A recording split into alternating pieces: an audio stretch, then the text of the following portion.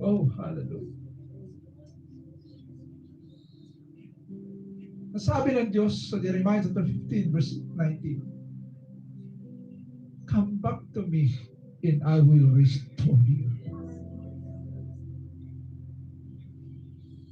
Maraming mga broken pieces sa ating buhay, kapatid, that needed to be restored. Go back to your altar. Start building your altar. That is your own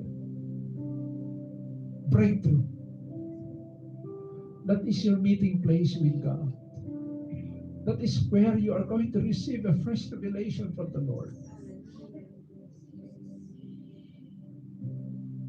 Because words, revelation from the Lord, can make your life